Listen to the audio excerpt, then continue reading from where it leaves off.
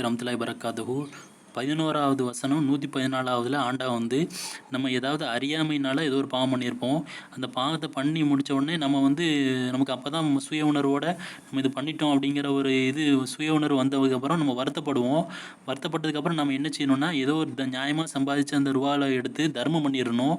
அல்லது 2 ரக்காயத்து வந்து தௌபா தொழுகை தொழலாம் உள்ளச்சத்தோட. அல்லது சுபன்லா பிஹம்தி 100 தடவை சொல்லலாம், ஒது எடுத்துக்கொள்ளலாம். இப்படி நம்ம ஏதாவது பாவம் பண்ணதுக்கப்புறம் ஏதோ ஒரு நல்ல காரியத்தை பண்ணிட்டோம் அப்படின்னா, அந்த பாவங்களை ஆண்டை நீக்கிடுவான். அதனால் நம்ம ஏதாச்சும் அறியாமையினால ஏதோ ஒரு பாவம் பண்ணிட்டோம்னா உடனே ஒரு நல்ல காரியத்தை உடனே பண்ணிடுங்க. அதை தான் ஆண்டவன் நமக்கு சொல்கிறான். அப்படி பண்ணுறதுனால நம்மளுடைய இனி அடுத்து கெட்ட காரியம் பண்ணும்போது அந்த மனசு வராது. அதனால் எப்போதுமே ஒரு பாவமான காரியம் அறியாமையினால பண்ணிட்டீங்கன்னா உடனே நல்ல காரியத்தை உடனே பண்ணிடுங்க, தாமதப்படுத்திடாதீங்க.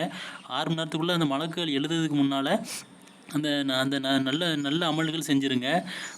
தர்மம் பண்ணலாம், 2 ரக்காயத் தொழலாம், அல்லது சுபன்லா பிஹம்தி சொல்லலாம் அர்த்தத்தோட. இப்படி செயல்படுத்தலாம். என்னுடைய வாய்ஸை கம்மி பண்ணிவிட்டு 9வது அத்தியாயம் 114வது வசனத்தை அந்த டெக்ஸ்ட்டை படித்து பாருங்கள். ஆண்டவன் ஆதாரத்தோடு நமக்கு ஒரு வழிகாட்டு தான். நம்ம பாவம் பண்ணாமல் இருக்கிறதுக்காக தான் அவன் இப்படிலாம் செய்கிறான். அதனால் நீங்கள் செயல்படுத்துங்க, வாழ்க்கையில் பயன்பெறுங்கள். சவுண்டை கம்மி பண்ணிவிட்டு முதல்லேருந்து இந்த 114வதை படிங்க.